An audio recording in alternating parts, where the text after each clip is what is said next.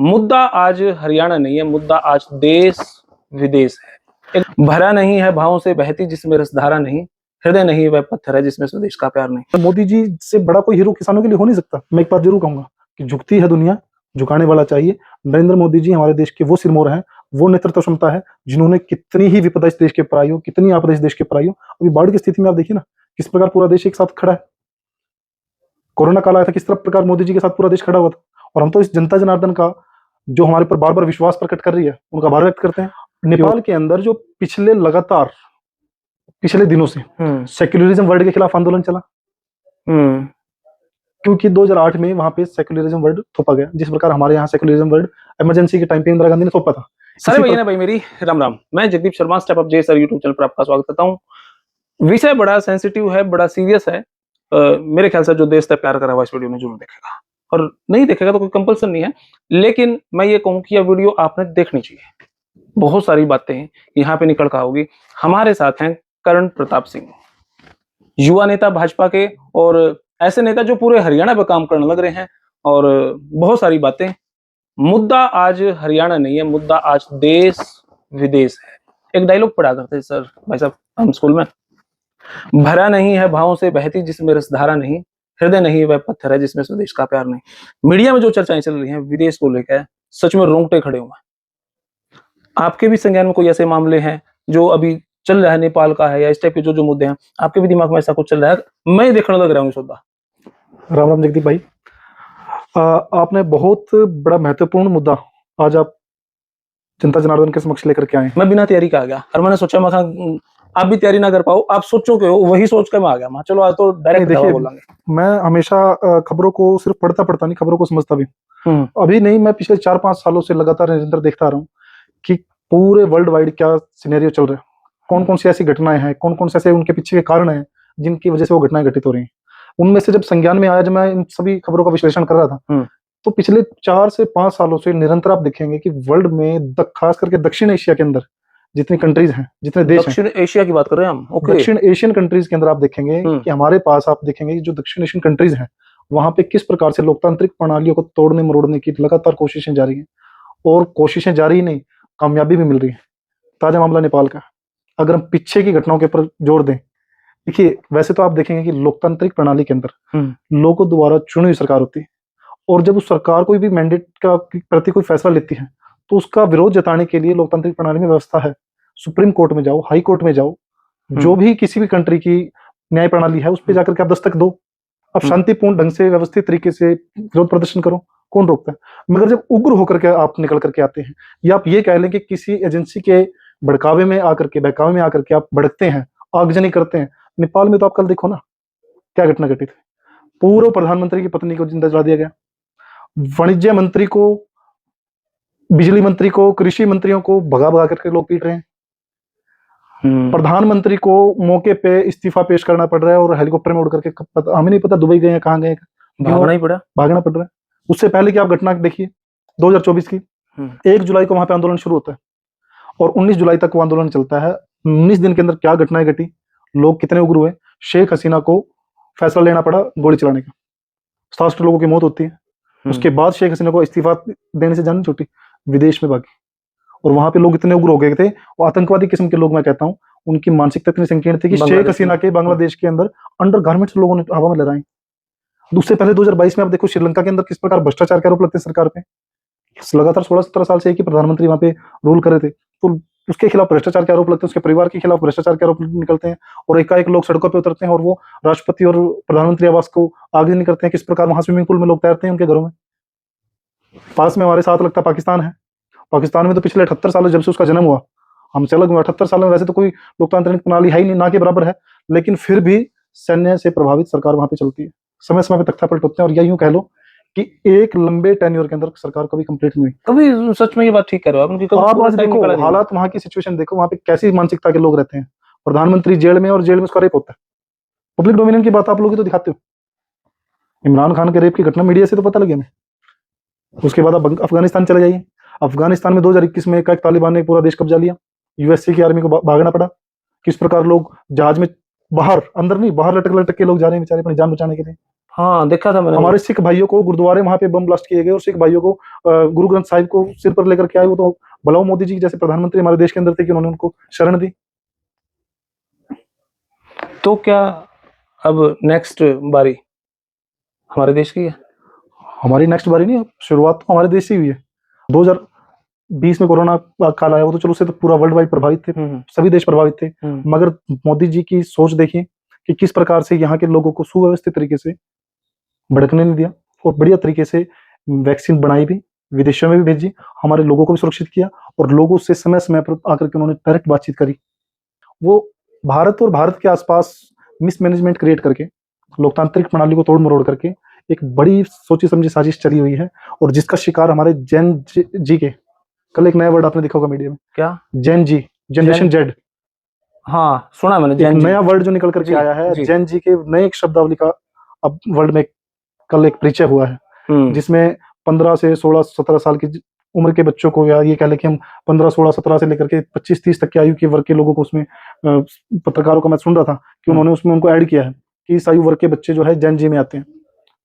उसके बाद आप देखें वोट चोरी का मामला ताजा ताजा चल रहा है, बड़ा आंदोलन चल रहा है वोट चोरी का, बहुत बड़ा आंदोलन है ना, बहुत बड़ा आंदोलन है। उस आंदोलन के अंदर, वोट चोरी के अंदर आप देखिए किस प्रकार के आरोप लगाए जा रहे हैं।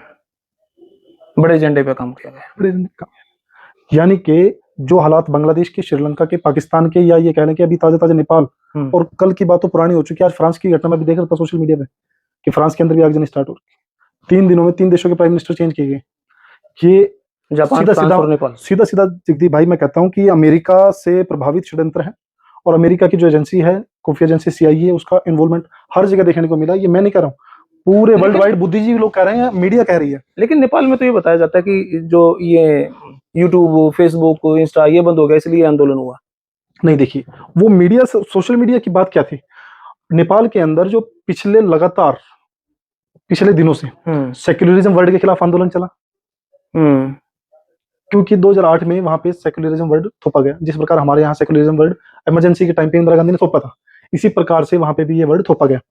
उसके विरोध में राजशाही लागू हो, उसके एवज में वहां पे प्रदर्शन किया गया था और वहां पे ये मांग थी कि लंबे समय से जो नेताओं के बच्चे हैं वो अच्छी लग्जरी लाइफ जी रहे हैं, महंगी घड़ियां पहनते हैं, महंगे शूज डालते हैं, महंगे कपड़े डाल रहे हैं, उनकी कीमतों को सोशल मीडिया पे वायरल किया गया। और ये एक दिन की घटना नहीं थी, पिछले निरंतर 7-8 सालों से नेपाल के अंदर ये घटनाएं घटित हो रही थी। पहले नेपाल को भारत से अलग थलग किया गया। नेपाल का अगर आप लोअर ग्राउंड एरिया देखेंगे, मधेशी जो जनजाति के हमारे वहां के लोग हैं, जिनके साथ हमारा भारतीयों का रोटी बेटी का रिश्ता हम मानते हैं अनंत काल से, उन लोगों को प्रताड़ित किया गया पहले। और जो हमारा जो जहाज वाला रूट था, या जो हमारा संसाधन है जो नेपाल हम इस्तेमाल करते थे, वो चाइना के करने लगे। बड़ी सोची समझी साजिश के तहत ये सब हुआ है और आज परिणाम आप देखिए। और इसका परिणाम सिर्फ इसलिए नहीं आया कि वहां की जनता भड़की और वहां पे ये हुआ, वहां पे जनता के जो चुने हुए जो नेता थे, उन्होंने, शेख हसीना ने शूट एंड साइट के ऑर्डर दिए, साइट के ऑर्डर दिए, कल ओली ने परसों शूट एंड साइट के ऑर्डर दिए, श्रीलंका में भी ऐसे हुआ, तीनों जगह लोग मारे गए। ये सारी पब्लिक डोमिनियन की बातें हैं जगदीप जी। आप देखेंगे कि हमारे देश के अंदर, मैं एक बात जरूर कहूंगा कि झुकती है दुनिया, झुकाने वाला चाहिए। नरेंद्र मोदी जी हमारे देश के वो सिरमौर हैं, वो नेतृत्व क्षमता है जिन्होंने कितनी ही विपदा इस देश के ऊपर आई हो, कितनी आपदा इस देश के ऊपर आई हो, अभी बाढ़ की स्थिति में आप देखिए ना किस प्रकार पूरा देश एक साथ खड़ा है। कोरोना काल आया था, किस तरह प्रकार मोदी जी के साथ पूरा देश खड़ा हुआ था। और हम तो इस जनता जनार्दन का, जो हमारे पर बार बार विश्वास प्रकट कर रही है, उनका आभार व्यक्त करते हैं कि वो हर बार हर चुनाव में मोदी जी को वोट परसेंटेज, सीट बेशक कम ज्यादा हो सकती है लेकिन वोट परसेंटेज बढ़ता जा रहा है निरंतर, क्योंकि हमारी सरकार ने हर वर्ग को निष्पक्षता से, सेवा भाव से हमने अपनी ड्यूटी को सर्व करने का काम किया। अगर इस देश में मोदी जी की जगह कोई और प्रधानमंत्री होता तो निश्चित तौर पे आप देखते हैं हम पहले दूसरे आंदोलन में धराशायी हो गए थे। जो घटनाएं नेपाल में आज घटित हो रही है, ये भारत में आज से 10 साल पहले घटनाएं घट चुकी होती है और घटनाएं घटी भी है। पाकिस्तान ने हमारे मुंबई में आकर के अटैक किए, हमारे हेमराज जैसे नौजवान सैनिकों के सिर काट काट करके आतंकवादी फुटबॉल खेलने का काम करते थे। घटनाएं घटी नहीं थी, छोटी घटनाएं थोड़ी थी। हथियारबंद सैनिक क्या सिर कलम करके आप फुटबॉल खेल के मैसेज क्या देना चाह रहे कि हमारी सरकार कमजोर थी? आज आंख उठा करके देखे ना कोई। अब मोदी जी ने टैरिफ के तौर पे आंख उठाने का काम किया और मोदी जी को उसी के शब्दों में जवाब दिया।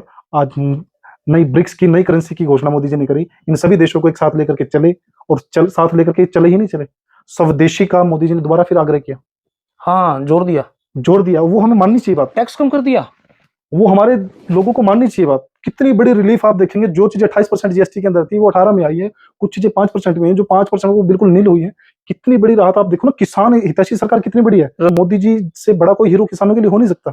किसानों के लिए पेंशन स्कीम लागू हुई, आज जीएसटी के अंदर किसानों के लिए आप मान करके चलो कि बिल्कुल 5% से भी कम जीएसटी के अंदर सारे संसाधन, जितने इक्विपमेंट्स हैं, जितने संसाधन हैं खेती करने के लिए, सारे के सारे जीएसटी के अंदर देखो ना कितनी बड़ी राहत दी है।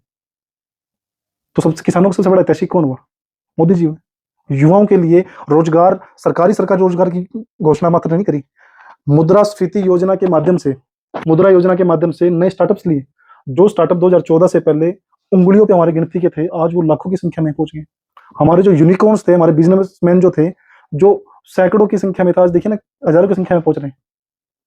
ये मोदी जी की इच्छा शक्ति थी कि देश को हर क्षेत्र में। जीडीपी कितनी बड़ी है? 7.8, जो एक चौथाई विश्व की चौथी हम सबसे बड़ी अर्थव्यवस्था है। और जो जीडीपी बढ़ रही है वो तो कोई मोदी जी ने जादू की छड़ी तो घुमाई नहीं कि रातों रात हमने चमत्कार कर दिया होगा। ये जनता द्वारा चुनी हुई सरकार है। जनता जनार्दन का मैं पुनः आभार व्यक्त करता हूँ आपके चैनल के माध्यम से कि वो इतना बड़ा विश्वास आज के साथ हमें वोटिंग करती है। और निश्चित तौर पे जो जिस प्रकार के ये छोटू भैया, जो इस प्रकार के विपक्ष के लोग हैं, या यूं कह लें कि हमारे स्टार प्रचारक, बड़े स्टार प्रचारक राहुल गांधी जी, इस प्रकार के आंदोलन 2-4 और निकाले। हाँ बिल्कुल, अभी तो हाइड्रोजन बम का भी बता रहे थे वो करेंगे हम थोड़े दिन में। वोट चोरी का निकाल के शगुफा लेकर के आए, तब कह रहे थे हम हाइड्रोजन बम भी फोड़ेंगे। तो ऐसे 10-15 और मामले छेड़ लें हम तो चौथी बार फिर सरकार में आएंगे। बड़े स्टार प्रचारक हमारे बड़ा बढ़िया से काम कर रहे हैं। उनसे बड़ा नॉन सीरियस पॉलिटिशियन आज तक हमने नहीं देखा। स्टार प्रचारक भी, नॉन सीरियस पॉलिटिशियन भी, बिल्कुल। अब देखिए ना मुद्दे क्या निकाल करके लेके आते हैं। लेकिन मैंने एक बात देखी, जब एससीओ की मीटिंग हुई, मोदी साहब और शी जिनपिंग और रूस की जो जोड़ी थी, और जो तिगड़ी वाली जोड़ी थी, वो अमेरिका को काफी नापसंद रही। बिल्कुल, निश्चित तौर पे हमेशा से आप देखेंगे कि अमेरिका का दोगलेपन वाला रवैया हमेशा अमेरिका ने अपनाया, लेकिन वो दिन लद चुके हैं कि जब हमारा देश आर्थिक स्थिति पे कमजोर था, 10वें 11वें 12वें नंबर पे आते थे हम, आज हम विश्व की टॉप 5 व्यवस्था में चौथा स्थान हम लेकर के उभरे हैं। हमारे देश का प्रधानमंत्री इतना प्रबल, इतना मजबूत है, हमारी क्षमता कि जिसके अंदर नेतृत्व में आज देश हर क्षेत्र में आगे बढ़ रहे हैं। चाहे सैनिकों की बात करें, किसानों की बात करें, महिलाओं की बात करें, चाहे युवाओं की बात करें, हमारे देश के अंदर कोई छोटे षड्यंत्र नहीं रचे जा रहे। 2 अप्रैल 2018 की घटना आपके ध्यान में होगी, कितना बड़ा शगुफा छोड़ा गया कि मोदी जी संविधान को बदलेंगे। आज वोट चोरी का आरोप लगाना एजेंडा था किसी भी प्रकार से। आज राहुल गांधी जी क्या बात करते हैं कि आओ जनता, मैं आपके साथ इस आंदोलन का नेतृत्व करूंगा, मेरे साथ सड़कों पे उतरी, सड़क पे लेके आना चाहते हैं। लेकिन मोदी जी टूटेंगे नहीं। मोदी जी ने किनारा दिया कि मैं देश झुकने नहीं दूंगा, मैं देश टूटने नहीं दूंगा। एक मोदी साहब ने एक बात कही, उन्होंने कहा कि मैं बड़ी बड़ी ताकतों से जो पंगा ले रहा हूँ, मैं ही जानता हूँ कि आगे मेरे साथ क्या क्या हो सकता है। एक भाषण में उन्होंने कहा। बिल्कुल हो सकता है। ऐसा क्यों लगा? क्या ऐसी बातों पे भी आप सोचते हो भाई ये बातें कही? देखिए ये बिल्कुल एनालिस्ट करने की चीजें हैं। मैं रूस के साथ मीटिंग भी करते हैं। मैं आपके चैनल के माध्यम से अपने युवा साथियों से हाथ जोड़ करके निवेदन करता हूँ जी कि आप सभी युवा साथी खबर पढ़ने के साथ साथ खबरों को समझना भी शुरू करें। खबर के पीछे की बातें क्या है। आप ठीक है, विपक्ष के लोग आते हैं, आरोप प्रत्यारोप की राजनीति होती है, होनी चाहिए, लोकतांत्रिक प्रणाली है, कोई दो राय नहीं इसमें। राहुल गांधी जी आए, कोई भी आरोप लेकर के आ सकते हैं, ठीक है, आप विपक्ष के नेताओं की बात सुनिए, मगर आपने जो सरकार चुन रखी है वो आपके लिए क्या फैसले ले रही है, तब जाकर के आप सड़क पर उतरने का काम। अगर मोदी जी आपके अहित की बात करते हैं तो आप सड़क पे उतर सकते हैं, शांतिपूर्ण तरीके से कोई भी विरोध प्रदर्शन कर सकता है, अपनी असहमति जता सकता है। किसी को किसी प्रकार की दिक्कत महसूस हो रही है, सुप्रीम कोर्ट में, हाई कोर्ट में जाइए, कोर्ट के रास्ते खुले हैं। हम खुद कहते हैं अगर हमारे द्वारा लाया गया कोई भी कानून आपको दिक्कत महसूस करवाता है तो हम जा सकते हैं, मगर सरकार की तरफ आप ध्यान दीजिए, मोदी जी की कलम किसके हित में चल रही है। ये जो मोदी जी के मुख से मैं बात पे आता हूँ कि उन्होंने जो कही बात अपने शब्दों में कि जो मैं कर रहा हूँ कि मैं इसकी बहुत बड़ी कीमत, अभी मोदी जी की मैंने 3 घटनाएं बताई। पता लगा था कि 50 मिनट के लिए मोदी जी ने पुतिन जी के साथ बैठ करके गाड़ी में चर्चा करी है, लेकिन गाड़ी में बैठ के, लेकिन उन सूत्रों से हमें पता चला कि मैं किसी चैनल का देख रहा था, हो सकता है वो फेक न्यूज हो सकती है, मगर वो बड़ी एक शंका जाहिर की गई कि मोदी जी की सुरक्षा में सेंध लग सकती थी उस टाइम पे, और पुतिन की गाड़ी में बैठ करके ज्यादा सेफ उनको दिखाया गया। लेकिन हमारे जो एजेंट्स हैं, जो हमारे सैन्य क्षमता, जो हमारे एसपीजी कमांडो है, ऐसा हो नहीं सकता, पॉसिबिलिटी नहीं बनती कि किसी भी प्रकार की कोई ऐसी घटना घटती, क्योंकि हमारा सैन्य बल बड़ा मजबूत है, हमारे पास बहुत इक्विपमेंट है। लेकिन फिर भी इस प्रकार की बातें आती हैं तो निश्चित तौर पे कहीं ना कहीं धुआं वहीं होता है जहां पे आग लगी होती है। तो ये जो चीजें हैं ये समझने की, हमें खबर पढ़ना नहीं, हमें समझने भी होगी हमारे देश के किन ताकतों के जोर लगे हुए हैं। जॉर्ज सोरोस ने कहा था कि मैं $8,000 करोड़ का बजट, $8,000 करोड़ का बजट मैं एक साइड में निकाल करके बैठा हूं कि देश को, भारत को, मोदी को इससे तख्तापलट कैसे करना है, भारत को कैसे निस्तनाबूद करना है। लेकिन भारत के अंदर मुगल भी आए, मुगल से पहले भी आक्रांता आए, मुगल के बाद अंग्रेज भी आए, और इस प्रकार से हमारे देश को तोड़ने मरोड़ने की, हमारी सभ्यता को खत्म करने की कोशिश की गई। लेकिन ये देश टूटने वाला, झुकने वाला नहीं है, क्योंकि यहाँ का नागरिक क्षमता रखता है हर एक प्लेटफॉर्म पे खड़े होकर के जवाब देने की, और हमारे देश का युवा आसानी से बहकावे में आने वाला युवा नहीं है। भाई रोंगटे खड़े हो गए इतनी बातें जान के। अभी तक तो भाई साहब मैं ये नहीं सोच रहा था कि करण भाई साहब हरियाणा में लग रहे हैं, एक्टिव हैं, लेकिन इतना भी, क्योंकि अगर मैं तैयार होकर आता और आपको कुछ बताता तो और कुछ तैयारियां हो सकती थी, लेकिन रैंडमली चलते चलते जब ये बातें होती है, जब आपने इतना एक्सप्लेन करा है, तो कभी इस पर और बैठकर इस ऐसे विषयों पे लंबी चर्चाएं की जा सकती है। मैं जगदीप भाई, लंबी चर्चाएं करने की जरूरत नहीं है। मैं तो ये कहता हूँ कि मैंने कहा भी आपके चैनल के माध्यम से, खबरों को पढ़ने के साथ साथ उनको समझे। आप इस देश के नागरिक हैं, आपकी जिम्मेवारी बनती है हर क्षेत्र में आपको अपने देश की सुरक्षा करने के लिए, आपको अपने देश का नाम रोशन करने की जरूरत है। आप सिर्फ अपने परिवार की, वो जन जी वाली बात जो थी, वो ये बात थी कि जन जी, जन एक्स और जन वाई। देखिए, जो जन एक्स की, जो जनरेशन एक्स की अगर हम बात करें जी, उन लोगों के टाइम पे इंटरनेट इतना फल फूल नहीं रहा था, इंटरनेट की इतनी योजना नहीं थी, मगर देश और समाज के बारे में, समाज के बारे में सोचते थे। ठीक है, उनके पास मनोरंजन के लिए केवल और केवल बुजुर्गों के द्वारा सुनाई गई कहानियां थी, ठीक है, या दूरदर्शन था। जनरेशन वाई के जो कैटेगरी के बच्चे थे, जिनमें आप और हम शामिल हैं जी, उनके पास इंटरनेट तो आ गया था, कंप्यूटर भी आ गया था, मगर इतनी समझ नहीं थी, इसलिए वो परिवार के बारे में भी सोच पा रहे थे, समाज के बारे में भी और देश के बारे में सोच पा रहे थे। ठीक है। मगर जनरेशन जेड के जो बच्चे हैं, जो जेन जी वर्ड जो कल नया निकल करके आया है, वो केवल और केवल सोशल मीडिया पर ही आधारित है। उनके पास सोशल मीडिया के फेसबुक, ट्विटर, इंस्टाग्राम, टिकटॉक, ये वो इतनी खुद को वायरल, खुद को ब्रांड बनाना, खुद को ब्रांड बनाना, अपने आप को इन्फ्लुएंसर बनाना, कि मेरे से ज्यादा लोग प्रभावित हों, लाइक्स कमेंट के लिए मरते हैं। सोशल मीडिया के इन प्लेटफॉर्म्स की वजह से, टिकटॉक की बात करें, इंस्टाग्राम की बात करें, कितनी दुर्घटनाएं होती हैं अपने आप को वायरल करने के चक्कर में, कितने लोग वायरल हो, और कितना बेहुदा तक भी जाना पड़ जाता है। ये अच्छी है एक टाइम के लिए, अपनी बात रखने के लिए सबको अधिकार है, मगर कहीं ना कहीं नुकसानदेह भी। तो ये जो जैन जी के जो बच्चे हैं, ये उसी का प्रभाव था कि नेपाल की एक सामाजिक संस्था एक आह्वान करती है सोशल मीडिया पे, और एकाएक 20,000 लोग एकदम से इकट्ठे होते हैं। बांग्लादेश में कोई सामाजिक संस्था निवेदन करती है और लाखों की संख्या में भीड़ शेख हसीना के प्रधानमंत्री आवास को आग के हवाले करने का काम करती है। श्रीलंका में कोई सामाजिक संस्था निकल करके आती है और प्रधानमंत्री आवास के बाहर जुटने के लिए कहती है, और प्रधानमंत्री को एक एक वहां से दौड़ना पड़ता है। तो भाई आज का मुद्दा, और आज का मुद्दा बड़ा सीरियस है, सेंसिटिव है, और देश के प्रति सकारात्मक सोच आपके देश को, हमारे देश को और हमको आगे बढ़ाओगे भाई। आज करण भाई साहब से ऐसे विषयों पे बात हुई, सच में जो उत्सुकता थी जानने की, उससे बहुत कुछ ज्यादा जानने को मिला। और भाई आपने वीडियो कैसी लगी, आम जनता को क्या मैसेज देना चाहेंगे? आम जनता को मैसेज, पहला मैसेज एक ही है कि कोई भी आप काम करें, देश हित के लिए काम करें। दूसरी एक मैसेज, सबसे बड़ा मैसेज ये कि आपका देश आपके सबके द्वारा चुने वोटों से जो सुरक्षित हाथों में है, मजबूत नेतृत्व क्षमता रखने वाले व्यक्ति के हाथों में। मोदी जी ने अपने आप को इस अग्नि में इतना झोंक दिया है आपकी फिक्र करते हुए, कि आज उनको ये तक कहना पड़ता है सोशल मीडिया पे, न्यूज चैनल्स के आगे आकर के, कि मेरे को इसका बहुत बड़ा हिसाब किताब देना पड़ेगा। तो ऐसे हाथों में आपका देश है, लेकिन आपका प्रधानमंत्री आपके देश को कभी झुकने नहीं देगा, कभी टूटने नहीं देगा, कभी गिरने नहीं देगा। वो माँ भारती के लिए सदैव समर्पित है, और दिन में 24 में से 22 घंटे, 20 घंटे, 18 घंटे, 19 घंटे काम करने वाले व्यक्ति हैं। तो देश निश्चित तौर पर मजबूत हाथों में। आज अमेरिका को अगर उसके ही शब्दावली में अगर कोई जवाब दे सकता था, वो नरेंद्र मोदी ही दे सकता था। और हमें फक्र है, और हम सबको फक्र है कि हमने मोदी जी के लिए वोट मांगे भी हैं, और हमारे युवा साथियों ने वोटें डाली भी हैं, और उन युवा साथियों के द्वारा चुनी हुई सरकार है। तो निश्चित तौर पे हमारे देश का युवा इतना कोई मेंटली इतना डिस्टर्ब युवा नहीं है कि उसको कोई भी आकर के बहका करके लेकर के चला जाएगा। तो हमारे देश का समझदार युवा है। तो मेरे युवा साथियों से निवेदन है कि आप सभी खबरों को पढ़ने के साथ साथ खबरों को समझना आप जरूर शुरू करें, ताकि आपको अपने देश और आसपास की कंट्रीज में क्या कुछ चल रहा है उसके बारे में आपको जानकारी मिले, और आप सजग रहें।